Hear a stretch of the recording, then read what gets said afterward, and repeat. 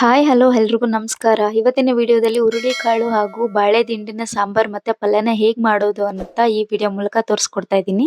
ಮೊದಲಿಗೆ ಬಾಳೆ ದಿಂಡನ್ನ ತಗೊಂಡ್ ಬರ್ಬೇಕು. ಮಾರ್ಕೆಟ್ ಅಲ್ಲಾದ್ರೂ ಸಿಗುತ್ತೆ. ಊರಲ್ಲಿ ಇರೋರ್ಗಾದ್ರೆ ಊರಲ್ಲಿ ಆರಾಮಾಗಿ ಬಾಳೆ ದಿಂಡು ಸಿಗ್ಬಿಡುತ್ತೆ. ಈ ಒಂದು ಬಾಳೆ ದಿಂಡಿನಿಂದ ತುಂಬಾನೇ ಬೆನಿಫಿಟ್ಸ್ ಇದೆ.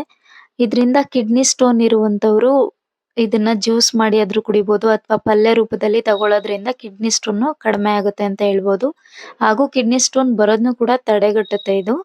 ಸೊ ಇವಾಗ ಹೇಗ್ ಮಾಡೋದು ಅಂತ ನೋಡೋಣ ಬನ್ನಿ. ಇವಾಗ ಸಿಪ್ಪೆ ಎಲ್ಲ ತೆಗೆದ್ಬಿಟ್ಟು ಒಳಗಡೆ ತಿರುಳಲ್ಲಿ ಅದನ್ನ ಪಲ್ಯ ಮಾಡ್ಕೋಬೇಕಾಗುತ್ತೆ.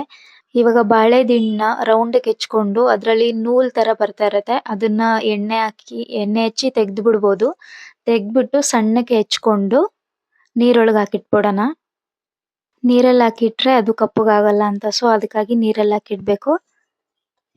ಮೊದಲಿಗೆ ಕುಕ್ಕರ್ನಲ್ಲಿ ಹುರುಳಿಕಾಳನ್ನ ಹಾಕೊಂತ ಇದೀನಿ. ಹುರುಳಿಕಾಳನ್ನ ಕೆಲವರು ನೆನೆಸಿ ಇಟ್ಟು ಹಾಕ್ತಾರೆ. ಬಟ್ ನಾನು ಹಂಗ್ ಹಾಕ್ತಾ ಇಲ್ಲ. ಇನ್ಸ್ಟೆಂಟ್ ಆಗಿ ಹುರುಳಿಕಾಳನ್ನ ತೊಳೆದ್ಬಿಟ್ಟು ಕುಕ್ಕರ್ನಲ್ಲಿ ಹಾಕೊಂತ ಇದೀನಿ. ಇದಕ್ಕೆ 3 ರಿಂದ 4 ಲೋಟ ಆಗೋಷ್ಟು ನೀರ್ನ ಹಾಕೊಂತ ಇದೀನಿ. ನೀರ್ನ ಹಾಕೊಂಡು ರುಚಿಗೆ ತಕ್ಕಷ್ಟು ಉಪ್ಪನ್ನ ಹಾಕಿ ಕುಕ್ಕರ್ ಲಿಡ್ನ ಕ್ಲೋಸ್ ಮಾಡಿ ಒಂದ್ 4 ವಿಷಲ್ ಕೂಗಿಸ್ಕೊಂತೀನಿ. ಇವಾಗ ನಾನು ಹುರುಳಿಕಾಳು 4 ವಿಷಲ್ ಆದ್ಮೇಲೆ ಬಾಳೆ ದಿಂಡು ಹಾಕ್ಬಿಟ್ಟು 2 ವಿಷಲ್ ಮತ್ತೆ ಕೂಗಿಸ್ಕೊಂತ ಇದೀನಿ. ಕುಕ್ಕರ್ ಕೂಗೋ ಅಷ್ಟರಲ್ಲಿ ನಾನು ಮಸಾಲೆಗೆ ರೆಡಿ ಮಾಡ್ಕೊತಾ ಇದ್ದೀನಿ. ತೆಂಗಿನಕಾಯಿನ ಸಣ್ಣದಾಗಿ ರುಬ್ಕೊಂತೀನಿ. ಅದು ಪಲ್ಯಕ್ಕೆ ಹಾಗೂ ಸಾಂಬಾರ್ಗೆ. ಮತ್ತೆ ಇವಾಗ ಮಸಾಲೆಗೋಸ್ಕರ 2 ಟೇಬಲ್ ಸ್ಪೂನ್ ಆಯಿಲ್ನ ಹಾಕಿ ಒಂದು 10 ರಿಂದ 12 ಬೆಳ್ಳುಳ್ಳಿ ಎಸಳುಗಳು ಹಾಗೂ ಒಂದು ಮೀಡಿಯಂ ಸೈಜ್ ಈರುಳ್ಳಿ, ಒಂದು ಮೀಡಿಯಂ ಸೈಜ್ ಟೊಮ್ಯಾಟೊ ಹಾಕಿ ಇದನ್ನ ಸ್ವಲ್ಪ ಟ್ರಾನ್ಸ್ಪರೆಂಟ್ ಆಗೋವರೆಗೆ ಹುರ್ಕೊಳ್ಳೋಣ. ನಂತರ ಇದಕ್ಕೆ 1 ಟೀ ಸ್ಪೂನ್ ಕಾಳು ಮೆಣಸು ಹಾಗೂ 1 ಟೀ ಸ್ಪೂನ್ ಜೀರಿಗೆನ ಹಾಕೊಂತ ಇದ್ದೀನಿ. ಹಾಗೂ ಸ್ವಲ್ಪ ಕೊತ್ತಂಬರಿ ಸೊಪ್ಪು ಕೂಡ ಸೇರಿಸ್ಕೊಂಡು ಈಗ ಇದನ್ನ ಲೋ ಫ್ಲೇಮ್ ನಲ್ಲಿ 2 ಮಿನಿಟ್ಸ್ ಫ್ರೈ ಮಾಡ್ಕೊಂತೀನಿ. ಇದು ಆಲ್ಮೋಸ್ಟ್ ಫ್ರೈ ಆಗಿದೆ. ಇವಾಗ ಇದನ್ನ ಮಿಕ್ಸಿ ಜಾರಿಗೆ ಹಾಕೊಂಡು 2 ಟೇಬಲ್ ಸ್ಪೂನ್ ಖಾರದ ಪುಡಿನ ಹಾಕಿ ಹಾಗೂ ಸ್ವಲ್ಪ ಹುರುಳಿಕಾಳು ಬಾಳೆ ದಿಂಡು ಬೇಯಿಸಿದಂತಹ ಕಾಳನ್ನ ಇಲ್ಲಿ ಹಾಕೊಂಡು ನುಣ್ಣಗೆ ರುಬ್ಕೊಳ್ಳೋಣ.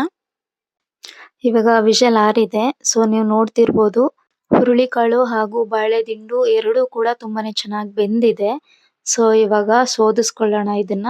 ಸೊ ಇದರಿಂದ ಇವಾಗ ಪಲ್ಯ ಹಾಗೂ ಬಸ್ಸಾರ್ನ ಮಾಡೋಣ. ಮೊದಲಿಗೆ ನಾನು ಬಸ್ಸಾರ್ನ ಮಾಡ್ಕೊತಾ ಇದ್ದೀನಿ. ಬಸ್ಸಾರಿಗೋಸ್ಕರ 2 ಟೇಬಲ್ ಸ್ಪೂನ್ ಆಯಿಲ್ಗೆ ಸ್ವಲ್ಪ ಸಾಸಿವೆನ ಹಾಕಿ ಸಾಸಿವೆ ಚಿಟಪಟ ಅಂದ್ಮೇಲೆ ಒಂದು 5 ರಿಂದ 6 ಬೆಳ್ಳುಳ್ಳಿ ಎಸಳುಗಳನ್ನ ಹಾಕಿ ಸ್ವಲ್ಪ ಕರಿಬೇವಿನ ಸೊಪ್ಪನ್ನ ಹಾಕ್ತಾ ಇದ್ದೀನಿ. ಇದನ್ನ ಸ್ವಲ್ಪ ಫ್ರೈ ಆದ್ಮೇಲೆ ಆವಾಗಲೇ ರುಬ್ಬಿಟ್ಕೊಂಡಿದ್ದಂತಹ ಮಸಾಲೆನ ಹಾಕೊಂತ ಇದ್ದೀನಿ. ಮತ್ತೆ ಆವಾಗಲೇ ಹುರುಳಿಕಾಳು ಹಾಗೂ ಬಾಳೆ ದಿಂಡನ್ನ ಬೇಯಿಸ್ಕೊಂಡಿದ್ದಂತ ನೀರ್ನ ಹಾಕೊಂಡು ಚೆನ್ನಾಗಿ ಮಿಕ್ಸ್ ಮಾಡಿ. ಸೊ ಇವಾಗ ರುಚಿಗೆ ತಕ್ಕಷ್ಟು ಉಪ್ಪನ್ನ ಹಾಕ್ತಾ ಇದ್ದೀನಿ. ಮುಂಚೆ ಕಾಳು ಬೇಯಕ್ಕೂ ಕೂಡ ಉಪ್ಪು ಹಾಕಿದ್ದೆ. ಸೊ ಹಾಗಾಗಿ ಉಪ್ಪನ್ನ ನೋಡಿ ಹಾಕೋತಾ ಇದ್ದೀನಿ. ಹಾಗೂ 1 ನಿಂಬೆಹಣ್ಣು ಗಾತ್ರದಷ್ಟು ಹುಣಸೆಹಣ್ಣ ನೆನೆಸಿದ್ದೆ ಆವಾಗಲೇ. ಸೊ ಅದನ್ನ ಕೂಡ ಇವಾಗ ಹಾಕೋತಾ ಇದ್ದೀನಿ. ಸೊ ಅದನ್ನೆಲ್ಲ ಹಾಕಿ ಸ್ವಲ್ಪ ಮಿಕ್ಸ್ ಮಾಡಿ ಒಂದು 10 ಮಿನಿಟ್ಸ್ ಕುದಿಲಿಕ್ಕೆ ಬಿಡೋಣ. 10 ಮಿನಿಟ್ಸ್ ಕುದಿ ಆದ್ಮೇಲೆ ಈ ತರ ಆಗಿದೆ. ಸಾಂಬಾರ್ ಸಖತ್ತಾಗಿದೆ.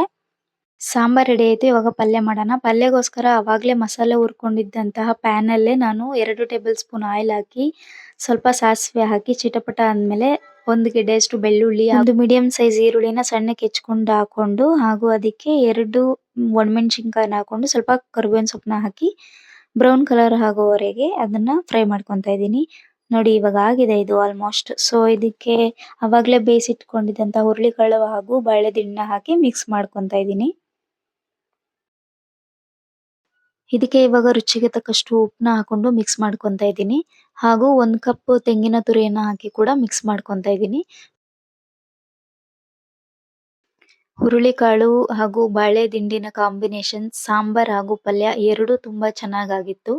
ಸಾಂಬಾರ್ ಹಾಗೂ ಪಲ್ಯ ಎರಡೂ ತುಂಬಾ ಚೆನ್ನಾಗಾಗಿತ್ತು. ಈಗ ಇದನ್ನ ಸರ್ವ್ ಮಾಡ್ಕೊಳ್ಳೋಣ. ಈ ವಿಡಿಯೋ ನಿಮ್ಗೆ ಇಷ್ಟ ಆಗಿದ್ರೆ ಲೈಕ್ ಮಾಡಿ, ಶೇರ್ ಮಾಡಿ ಹಾಗೂ ಸಬ್ಸ್ಕ್ರೈಬ್ ಮಾಡ್ಕೊಳ್ಳಿ. ನನ್ನ ಚಾನಲ್ನ ಹೀಗೆ ಸಪೋರ್ಟ್ ಮಾಡ್ತಾ ಇರಿ. ಚೆನ್ನಾಗಿದೆ ಅಪ್ಪಿ. ಬಾಳೆ ದಿಂಡು ಮತ್ತೆ ಹುರುಳಿಕಾಳು ಕಾಂಬಿನೇಷನ್ ಪಲ್ಯ ತುಂಬಾ ಚೆನ್ನಾಗಿದೆ. ಇದು ತುಂಬಾ ಹೆಲ್ತ್ಫುಲ್ ಫುಡ್ಡು.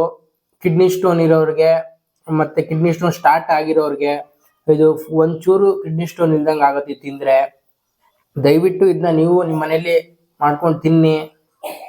ಮತ್ತೆ ಈ ವಿಡಿಯೋ ಇಷ್ಟ ಆಗಿದ್ರೆ ಲೈಕ್ ಮಾಡಿ, ಶೇರ್ ಮಾಡಿ, ನಮ್ಮ ಯೂಟ್ಯೂಬ್ ಚಾನಲ್ನ ಸಬ್ಸ್ಕ್ರೈಬ್ ಮಾಡ್ಕೊಳ್ಳಿ ಫ್ರೆಂಡ್ಸ್.